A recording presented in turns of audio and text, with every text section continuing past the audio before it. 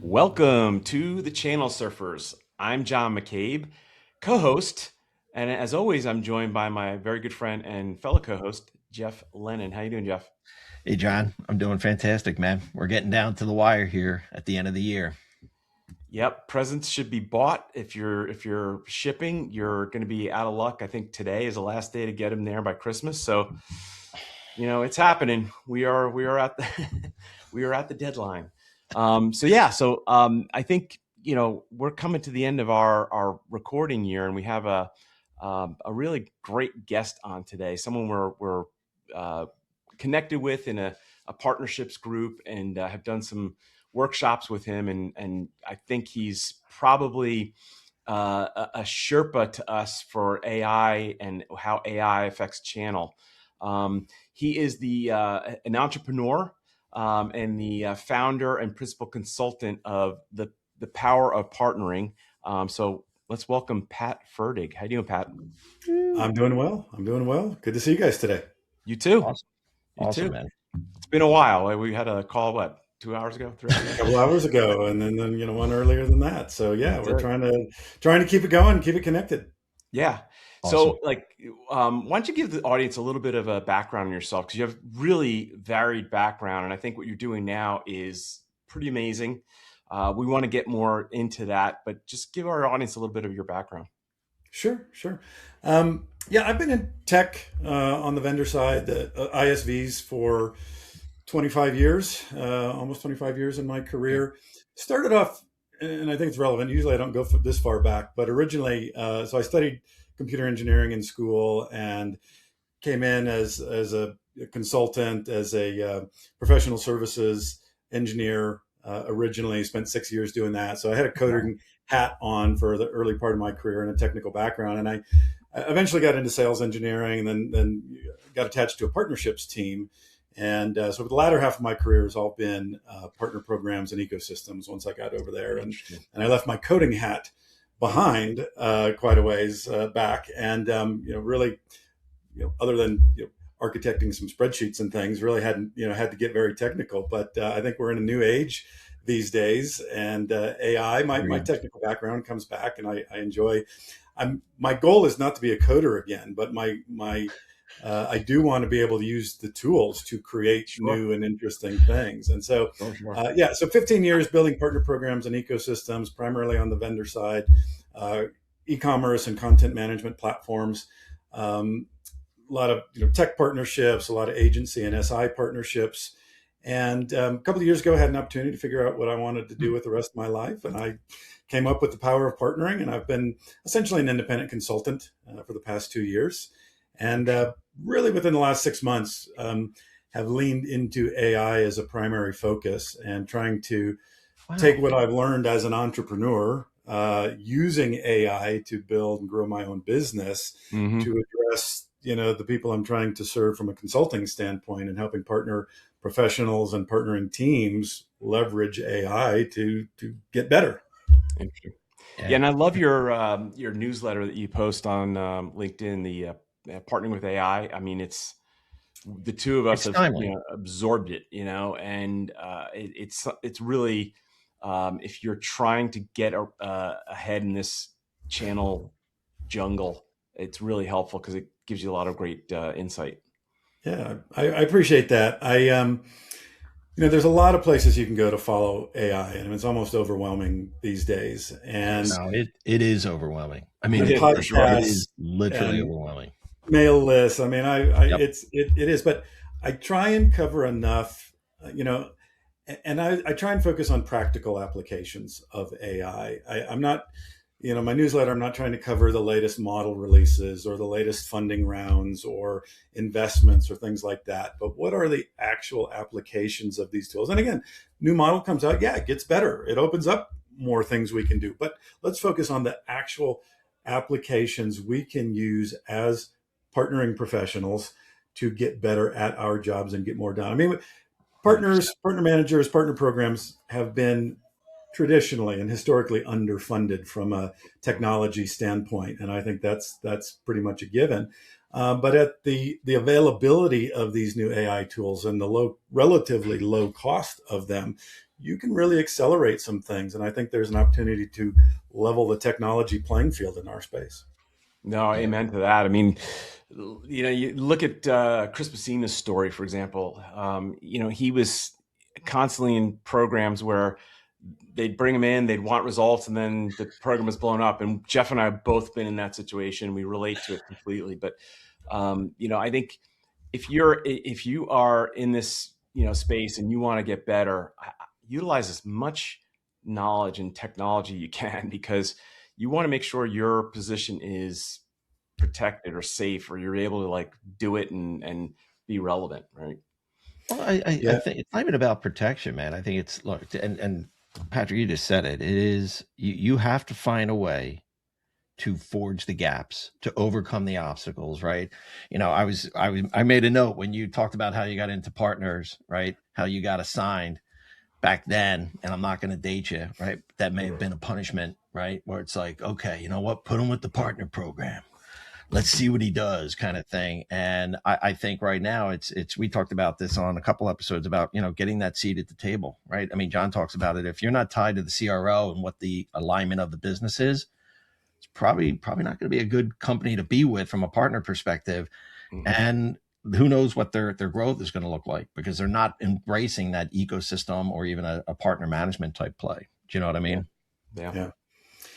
Yeah. And, one of the interesting things, having been able to step back a little bit from a day-to-day partner management role and into more of a consulting role, over the past couple of years, I've had some time to reflect on, where I've been successful and where I've been less successful as a partner program leader and a partner manager. And a lot of it comes down to that internal alignment. And where I've had success, there's been teams that have been bought into the program and the value of partners, and that's generally coming from the top down. I've had CEOs that say we can't do anything and get where we want to go without partners, and so it trickles down into every organization. I've also been at organizations that say, hey, I guess it's time for us to do partnerships. Let's hire somebody. And not having the opportunity to really dig in deep enough to see what type of internal alignment was there before I joined. It's kind of day one, you learn a few things, and you can kind of see the writing on the wall. So from a consulting standpoint, that's one thing I'm trying to do with folks, even outside of AI. But I'm talking with founders and CEOs, and really trying to help them understand. A lot of times, especially if they're early stage, they're getting to the point where, okay, the board or our advisors or somebody says, okay, you guys need to do partners. And they say, okay, we'll just hire somebody. Wrong approach, right? Sit down, think about the overall effect. Everybody at, the C level and, senior management level has to have skin in the game for partnerships to be effective. And that's something I'm trying to help my clients with. Yeah. The channel isn't a nice to have. I think it's a must have. And we interviewed Jared Fuller early on in our show, and he wrote the book Nearbound. And he was saying how there's so many different silos, and channel shouldn't be its own silo. Everybody should be like, working together: marketing, sales, channel, engineering, product. Everybody's a channel, and everybody should be working with the channel, because it affects so many different things in your organization if you want to grow that revenue through that alternate, sales force, right? So, but I think, we all have related to what you're talking about. Like, just, companies think it's a magic pill, and it's not. It's work, right? It's putting it together and making it work. It's not a magic button, easy button, right? Yeah, and you can't grow a program on an island. Let's hire somebody and give them a revenue number. It doesn't work that way. We've all been in those types of situations, and we know how it goes. And then, then the lesson learned is not usually the right one. It says, the assumption is we've got the wrong person in the role, and we're just going to change name tags. And, without doing, the soul searching and the internal alignment to say, okay, how can we make sure whoever is in this role is going to be successful? And, I think there's a lot to be said to that. I think it's gotten better. When I started 15 years ago, really focused on partner programs and ecosystems, was not a lot of thought leadership out there. And it's still underserved, both from True. a thought leadership, a consulting standpoint, even a solution standpoint. You mentioned the Partnering with AI newsletter. I run another newsletter that's called Partech Stack, and I cover the partner technology space. It's established PRMs and new PRMs and co-selling solutions, and there's only a little over 100 companies that I'm tracking in that space. And yet, if you go to some of the MarTech trackers out there, there's arguably 15,000 different solutions that are selling into the marketing team. So it's an underserved space. There's not a lot of thought leadership, and I think there's a lot of opportunity there for folks like us and other people who are trying to create some of that thought leadership. So I have a question. I'll just set it up. So going back to what you just said, you've been in the channel now, and actually I just wrote that down, and you'll have to send us the link to that, because I'll put that out at the end of the video here. But talking about the fact that there wasn't a lot of thought leadership. So starting a channel, and when I go back and I think about all the things that we've talked about, it's like you want to have a strategy, but you need to build out that system. And like I was just watching one of your things where you're walking through what you did over the weekend with Claude and how you're doing this, and I'm like, that's a process that you're leaning in. But from strategy to system, give us some thoughts, or how you got to where you are. Like, how does that cross-functional alignment play out when you're trying to build it? Because you got to have a strategy as you're building out the systems and the processes, right? And like you said, you can't just go hire somebody. You got to make sure you find the right person that's going to be the fit for the organization, but also has the vision and the ability to execute, to take that next step. Yeah. For example, I had a role early on, and it was a company making a transition. They were a services company that, had built a product that, they thought they were going to pivot to and focus on as a product. But, their entire 15-year history up to that point had been doing the implementation of other companies' solutions, right? So most of their organization were services, were consulting and technologists and implementers. And yet they wanted to create a partner program. And so, I spent, a significant amount of time early on creating the strategy. And I had, I made sure I had, several meetings where I had, the whole executive team sitting around a table and nodding heads.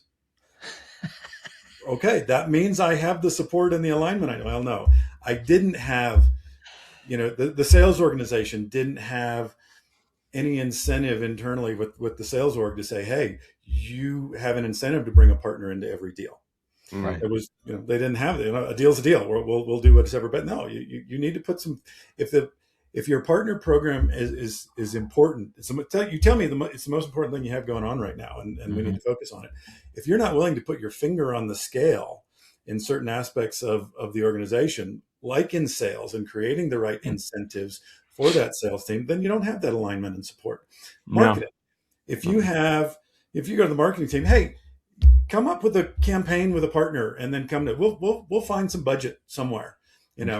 No, you need to have hard dollars and resources allocated to make that happen. And you need to be coming to me saying, hey, we have budget to spend. What partners are we going to, kick off some campaigns with, right? Don't put it on me to say, come back to you and beg, borrow, and steal to get something, right? There should be hard dollars allocated. And then, the final one is customer success, or whatever that organization's called within, any organization. I've been in organizations where literally the customer success reps can't spell partner. Why would we talk about partners with our customers? I'm just trying to keep them happy. I'm trying to keep the lights on. I'm trying to get them to sign the renewal agreements. That's not. You need the partners for the renewals, though, right? That's customer billing. That's not customer success, right? Triangulate, get partners in there. Bring partner. Be a thought leader. Bring a connect. Be a connector. Hey. I've been sitting in on a monthly call with you guys. I know this is an important thing you've got going on. We have a partner that does that very same thing. We've got a great integration that, should come into play here for you guys. And let me make that introduction. And some organizations just don't make that alignment. So, and that's kind of highlighted Nearbound, how the problem that Nearbound addressed. But go ahead, Jeff. I'm sorry. No, I was just going to say I'll let you finish. Sorry. It's what you just described is one of the things that I found very helpful early in my career. It is that ability to connect the dots. Mm. Because most salespeople, and this isn't a knock, right? Because they have their blinders on, they're doing X, Y, Z, like they're doing this. But as the channel partner manager, my job was to kind of, give the nudge and say, look, connecting dots here, like this will help you do that to get you to there. And the next thing you know, it's like, oh shit, let's go down this path. But it was more tactical than strategic. But at the end of the day, what you just described to me is that pair view that a channel sales partner manager will have or should have about what's going on to know where to lean in. And then you get into the whole minutiae with the events and doing all that. But I do think incentives and compensation are also a big driver, right? Because that's how do you drive habit? Compensation, Yeah. I'm a big believer in that. Your incentives drive behavior. Absolutely. Sure. So Pat, I just kind of going back to something you said earlier, like I'm curious, what's your opinion on companies, organizations that are not willing to go 100% channel or just like push everything to channel? They're on the fence. I mean, in my opinion, that's a red flag, and I'm staying far away because partners are going to be like, I don't want to work with them. But what's your opinion on those types of organizations? Yeah, well, do an affiliate program. That's a really low hanging type of fruit. You can spread a lot of seeds around. There's not much ask. There's some incentive there. If you might hit the right folks, that maybe they're influencers or in the right place. Maybe they're consultants. And maybe it's just a recommendation of a solution. Right? There's an affiliate program is a pretty light lift. Mm-hmm. And there's good platforms for that, and you can help manage those types of things. My focus is generally on, and this is just kind of based in my history and my experience, my career, enterprise solutions that require implementation and consulting help. Meaning most of the partner network is not interested in your referral fee; they're interested in the implementation, the $250,000, the $500,000 worth of services work around that. And if you're that type of organization now, then yeah, I mean, it's you really have to be bought into it. And because your success is going to be limited if you don't have that reliable network to go to. Your customer success is going to be limited if you don't have partners you can trust. And then a lot of companies push back, say, well, if we're going down this path and we're going to do the partner thing, well, they've got to bring in deals. That's fine. You want to get to that point, but making it the table stakes and the price of entry is hard. You got to take a bigger picture view and say, look, what's really important to me today with this partner approach is going to be long-term customer success. I need my customers to be successful, and then that success is going to build on it. If I get partners invested into delivering quality solutions and we're triangulating on making sure that customer is happy and we keep that going long-term, that partner is then going to be invested, and then they're going to get onto the biz dev side of things just naturally because they've invested in resources and trained them and delivered. And I think a lot of people put that in reverse. They say, bring us a deal and then, we'll make these customers successful. And that's fine if you've got an established program and you're expanding. But if you're just starting with your partner program, take a look at something other than, deal reg and referrals. It's like, hey, how do we make these customers happy first? Yeah. I find Agreed. A lot of partners, you can't get through to them because they're not understanding what the pain you solve or the problem you help solve. And that's really hard to try and get a partner motivated to work with you if they don't really know how to sell you. So that's why enablement's really important. I think enablement's a key component of any program. It must be top of the list, because you could have a product and they can understand your product, but if they don't understand what that pain is that's being solved by using your product, they're not going to be able to go to their customers and say, hey, I know someone that has that solution for that pain. Because if they just talk, hey, I've got this partner has this product, and the customer's like, yeah, I don't need that, you're not getting anywhere, right? Yeah. So I think enablement and showing where your pain is and what the pain is you help solve is key. Yeah, and one of the other consultants in our group, Peter Fogelsanger, I just listened earlier. He was on a podcast this week, and he was talking very much about that same thing. And there's a difference between onboarding, enablement, and activation, and you need to get that mix right and understand for your program what all of those things mean. And for me, kind of that key one is activation. And activation is, it's for me, onboarding is a checklist, right? I get you onboarded. We got you on the website and we signed the agreement. We did a bunch of things. The checklist is over. You're onboarded, but you're not activated. And so that's where I think some of and this is reflecting back on my own career too. Again, having been able to step back from the day-to-day role and take a look at it as a consultant, I think I had a lot of those situations where, hey, we signed you up. You're a partner. We got the paperwork done. You send some people to training. We've got a monthly call scheduled. We get on that call. We look at each other and say, you got any leads for me? Well, no, you got any leads for me? Because we haven't activated that partnership. And that's a deeper thing. And again, I think there are a lot of tools now with and approaches you can take with AI to create activation. And I think, another trap that I would, I have fallen into in the past is treating my partnership like you and me as the partner managers. Well, that's the partnership. That's not your partner, right? When you get on that call every month and talk to your counterpart, is not your partner. The partner is the entire organization. How are you reaching out, engaging, and activating that entire organization? Do they even know who you are and what you do? Like, to John's point, do they even know who you are and what you do? Right. There's tools that I like now, and Clay is one that I like to use, and there's others like Apollo, and they're really go-to-market tools and they're outreach tools. And I think every partner manager should be using those types of things. I set up a campaign for a prospect, and we prototyped it a couple of months ago, and they wanted to run basically a spiff campaign to one of their large partners. Their partner had over 1,000 sales reps, and they wanted to outreach and personalize and engage them, but how are you going to do that at scale? I got into Clay, and within 5 minutes, I actually had a list of all 1,000 of those sales reps. We didn't have to go to the partner and ask for permission and give us your list of sales reps. I had a list of 1,000 sales reps. I profiled them, based on their LinkedIn profile and any other information we could gather, through an AI prompt. We created a personalized message using everything we knew about them and this, the territory they were in and the location they were in. If we knew anything about the clients or the customers they were working with. And then we created a personalized message. Hey, we're running a spiff. We're doing a webinar next week. We'd love to invite you to.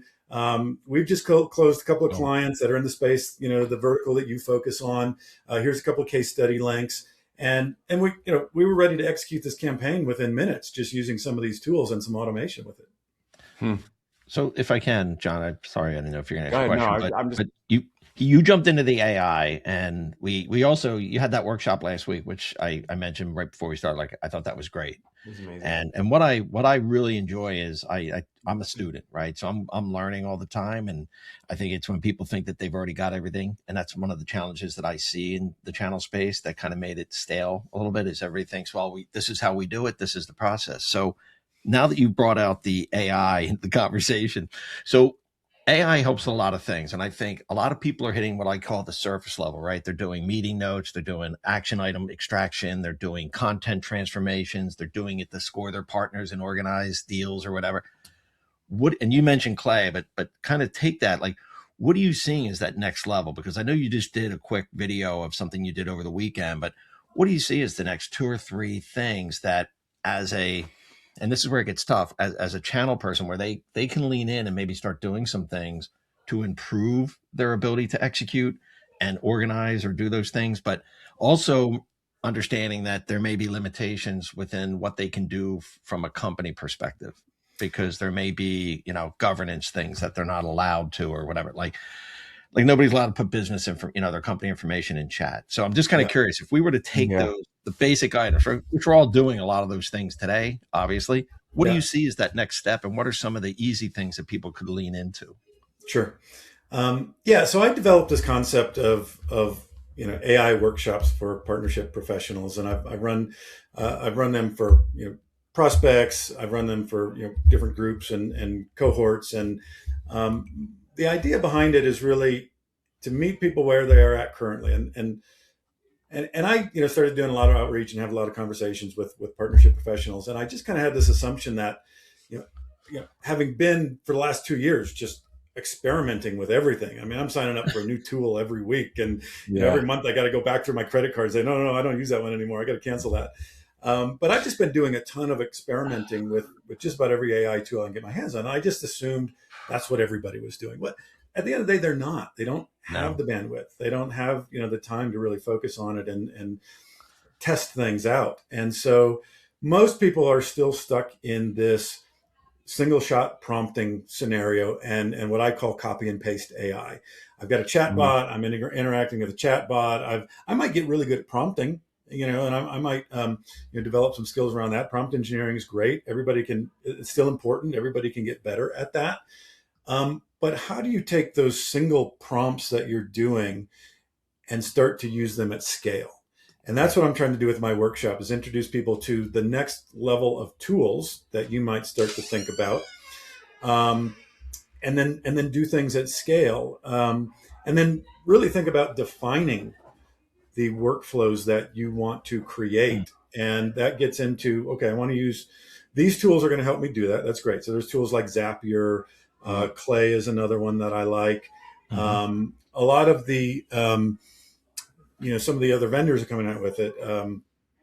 OpenAI now has what they call Agent Builder, but it's essentially a workflow creation tool. If you're in a Google workspace environment, there's now a workflow builder that you can pull down, and it takes you through creating an AI-driven workflow. Microsoft environments have a ton of different tools available to kind of create agents and workflows and that type of thing. So that's kind of the next level up.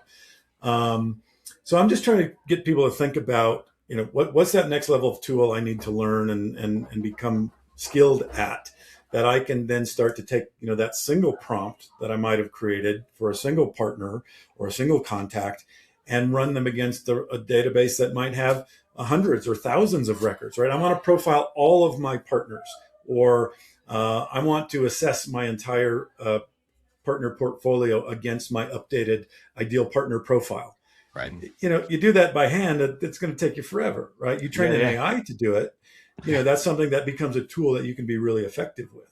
But I try to get people to think about, and again, going back to my previous experience, even at my most successful, where I've had great programs, great partners, lots of momentum, my job as a partner manager always devolved to the point where I was trying to keep my inbox empty and trying to show up for everything that was on my calendar. And so, the AI note taking, that's one of the easiest things you can do, right? Get an AI note taker. And when you're going back to back to back on 3 different partner calls, and you get to the end of the day and you say, I can't even remember what we talked about on that first call today. Now you have somebody taking care of that for you. And I think, that's just kind of a table stakes thing for most folks today. But then you have to have a workflow. How do I take those tasks that are defined? And Jeff, you were talking about, I created this weekend, I connected my AI note taker with Claude, who is, my preferred LLM tool. And so I gave Claude a set of skills that said, look at the call I had with Jeff yesterday and assess the sentiment on that call. And it'll come back and say, you know what, Jeff really wasn't into what you were talking about. When you said this, he didn't react well. And when he said this, or, hey, that was a fantastic call. You got really good engagement. So that type of thing. I'm also using it to take the tasks that are captured and put it over into my task management system, which is a different system than my note taker tool. But I need to connect the two. So now I have Claude sitting in there. I say, hey, Claude, every call that I had yesterday, grab all of those action items, put them on my task list, and I'll make sure I won't forget what I said I was going to do. Yeah. Wow. Claude is quickly, we shared this last week. It's quickly become one of my favorite of the 3, because I played with Grok a little bit and I have about that, but no, it's definitely interesting, especially with the interaction and integration of coding. Sorry, John, go ahead, man. No, go ahead. I'm just saying I'm a big fan of Perplexity. I haven't dove into Claude as much. Well, Perplexity is your like your information gathering. You're writing a term paper for school, and you got to have your footnotes, right? So I Yeah, want to it gets prove a where lot I'm of getting. really good information for me. Like the feedback I get, the responses I get are really amazing. Yeah, I don't disagree. Perplexity, like I said, I'm paying for all of them right now, right? So I'm constantly bouncing back and forth between them. I still use Perplexity generally as my Google replacement. That's Mm, kind of that tool for me.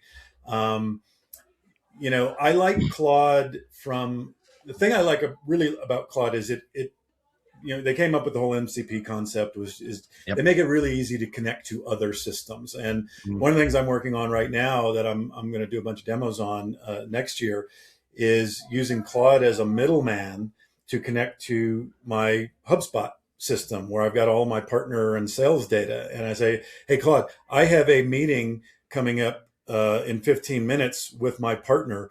Create a partner dashboard for me. Huh. And so I've already prototyped it. It can go out and read it all and get it into a nice format that I can then jump on that call. It's all the prep that we should be doing, and most of the time we're not.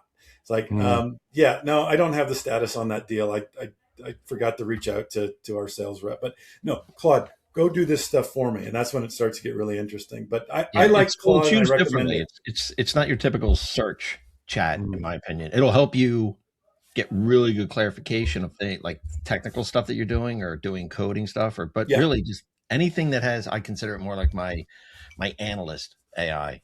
But and by the way, Perplexity, and you can double check this, but I believe with PayPal, and I think Venmo also offered it. If you have the paid accounts with those, or you have a PayPal account, you can get Perplexity free for a year. Yeah, I've tried that. I don't know how to figure that out though. I Well, had I found it PayPal and I on paid Reddit. for it. I'm like, where do I go to get the free thing?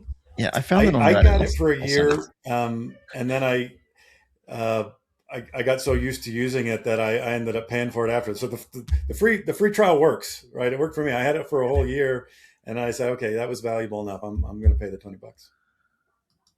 Damn. Yeah, I love when that happens because then they're like, "See, it worked. Yeah, We just had to give Pat more time than yeah, everybody else." yeah. And of course, Google's kind of going down this path too with the AI thing. And people go back and forth a lot on, is it, is search really, should we replace search with AI? And I just look at it and I just think about, for the last 30 years or whatever it's been that I've been using Google, I never once had a question where I want a list of links to go research. No, I wanted the answer to a question. Mm. And Google has always still made it your responsibility to. Now they'll give you the list of, at one point they would give you the list of things first, then they would start giving you the list of ads and then the list of things that might actually answer your question. But it was still up to you. Now, is that a valuable thing?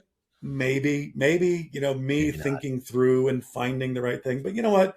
When I go to that search engine now, I just want an answer to a question, Me too. and Perplexity does a fantastic job of it. Exactly. Yeah, and I tried Claude early on. And I was like, I don't know if I didn't dig it, but I think Jeff raves about it, so I'm gonna get into it. But Well, Well, let me I'm help only you using connect what you it can I'm download with. it through desktop one. yeah, So Yeah, that's another great thing to do. Like you yeah. can make it a desktop app, right? But yeah, so no, yeah, I agree. I think serious. what I got a lot of great tips from you at that workshop last week. And by the way, if anyone's listening, reach out to Pat to get into the next one. It was phenomenal. But there were a lot of really great tips you gave. The one that I've taken away is I have my AI receptionist or secretary admin put together a summary of each meeting I have every day and like give me like the name, like any pertinent information. And I kind of prompted it to give detail. And I love that because I get on every Yeah, morning. I'm like, oh, I got that meeting. I remember now. I remember that conversation I had. Yeah. I've also created this email for me and Jeff where I have my AI assistant dig out all the articles related to AI channel, AI investment, AI strategy, AI everything, right? And every day we get these great articles. Every day it's a different great email with really pertinent articles, right? Hmm. So that class, it taught me a lot. It gave me like really good, ideas. and it probably for 3 hours it flew. It was like, whew. I know. Every time I'm doing it, I was like, how am I going to fill 3 hours? And then, it's over just like that. So it's good. I'm glad you got something out of it. The other thing that we went through in that workshop is, and I mentioned a little bit earlier, is just, so I put together a framework to think about putting down on paper what you want to accomplish with an AI flow. I think Mm, even now, anytime I think of, hey, I want to automate this. And I actually, Mm. I coach people to just look at your inbox. What's coming into your inbox every day that you can't ignore, you need to do something with, mm, but you can hand it off to a workflow that can take on some of that work. But as you think about that, sit down and write out, what you want to accomplish and why you want to do this workflow. What are the inputs? What are the outputs? What are the prompts that I need to create and use for this? What are the tools I'm going to use for it? And even, like you mentioned earlier, Jeff, you might be in a corporate environment where you might need to justify, what Right. you're trying to accomplish. And so you might need to go out and grab I'm going to use these tools and they have, SOC 2 compliance and these, certifications, these types of things. And there might be someone internal to your organization that needs to sign off on it. Well, here's a framework. You can document and define all of that and give it to someone. I think, there's so much of this shadow AI work going on. A And lot. I think oh yeah. every company's struggling with it, right? They're trying to come up with the overall approach, and some of them, yes, we're coming up with an AI strategy, and it's taking them a year to get it done. Meanwhile, they have people just signing up for Perplexity and ChatGPT and using it for their day-to-day jobs. But I think something like this helps you get a handle on that and gives you a framework to work around. Yeah, yeah. No, I agree. So Pat, we're coming up on the end of the show here. What you've shared has been amazing, and again, I think our listeners don't get the full benefit unless they take part in your, AI workshop and partnering with AI workshop, or read your newsletter each week. Subscribe to the newsletter. But is there any final thoughts you have for our audience? Because the whole idea behind our program is to help people who are listening get better at their jobs. So, like, is there any last minute advice you could give our listeners? Yeah, again, just keeping it on the AI front. Pick a tool, and become an expert in Claude. Become an expert in ChatGPT. Become an expert in Gemini. There's all of those tools have dozens of other things that they've features and functions that they've built off of those. Understand all those. Claude has this skill function they just came out with, and OpenAI just co-opted it. Now they have it. What's a skill? How's a skill going to help me in my job? Experiment with it and figure out. Again, look at your inbox and say, what's something I could automate out of there, and just start to experiment with some of these tools and see how you can get ahead with it. That's where I encourage people to start. And you start with kind of the personal productivity side of things. Then Right. you build up to, and all of a sudden you're taking your whole program and your whole team, and you're creating program level automations, and all of a sudden now you're scaling things up in a way, and coming up with resources and doing things in a more structured and better way than you were able to do before. Jeff, Damn. did you and Pat just become best friends? We actually became best friends last week on that on that workshop. I was like, it's well, look, here's the thing, right? You're always looking for, like, okay, am I crazy? Am I, like, I'm doing this? And by the way, you said there's not enough time. And I hate to break it to you, but there's literally 24 hours in every day. So use them all if you can. Yeah.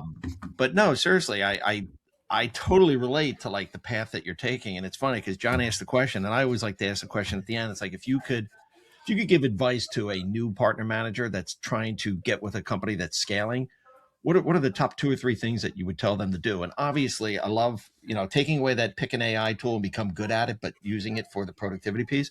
What would be something else that, 2 or 3 things, or at least 2 things that somebody could do to help them?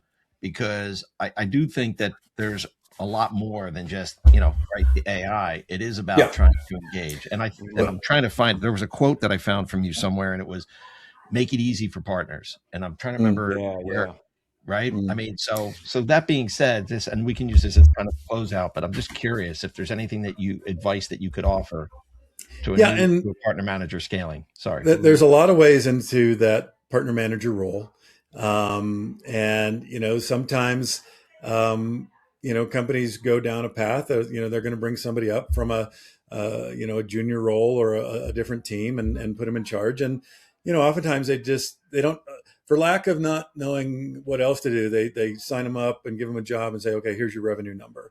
But we talked earlier about that alignment Yeah. that's necessary.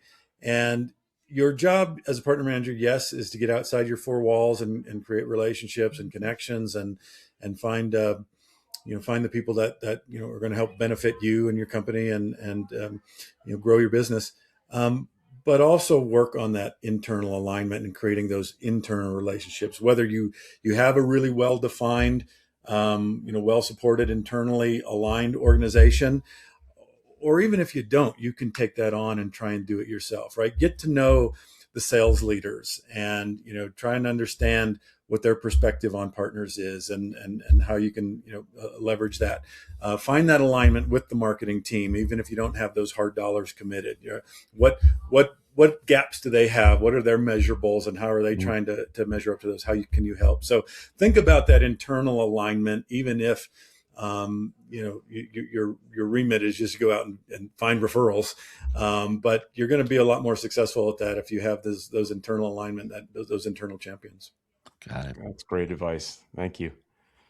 Well, I think we definitely, this was an extension of last week's workshop, but we appreciate you coming on and being our guest. And thanks for including us in that group. I tell you, I really love when I am able to share knowledge with other professionals who do what I do and understand what I do. And I think that group is really special. I've already made a bunch of friends. We've interviewed Chris from that group, and so it's been special. So thanks for including us in that. Well, great, I appreciate that. I'm glad you get some value Very out of it. much. Yeah. So Jeff, next show, I think it's going to be our end of year review. And do you have any words of wisdom on that for us? So our next show, our closeout, and we're going to try to make it a little fun, but the goal will be to go through our episodes, which we're going to be somewhere around 45 episodes this year, which is bananas, not nano banana, but bananas. Congrats. That's a big deal. And what we're going to do is kind of play a little kind of a Christmas theme on there, a holiday theme to keep everybody in place. But we'll do the top 12 or the 12 days of channel surfers, and basically just pull out our highlights from our top 12 episodes. And it's a combination of, what we got out of the episode or what was offered in the episode, some nuggets, some wisdom. I learned a lot. And by the way, it amplified, just for the record, it amplified my desire and my burning to go after this AI. I call it my rabbit hole because it's just like a never ending cycle of like new thing. Like, oh, look, 5.2 just came out. Oh, look, Gemini 3.1. I'm chasing that shiny dime constantly if you're a SpongeBob fan. But anyway, I tell you, it was very hard to pick the top 12. And I'm hoping my top 10 BG songs that relate to channel is in that top 12 list. But it was really hard because there's so many good shows. But I'm looking forward to that. And we'll have that released probably before the end of the year, or maybe the very first show of January. We'll have to see how it fits in. But Pat, thanks again for joining. We really appreciate it. If anyone wants to get in touch with us, you can reach us at john@channelsurfers.com or jeff@channelsurfers.com, or you can go to our website, channelsurfers.com, and there's a contact us page, and you could fill out a contact us form to be a guest, which we'd love. Anybody wants to be a guest, you call us. We'll talk to you. Because it's damn hard to fill content for these shows, and we did 45 of them, and we're drained. So we want some content, but I'm just kidding.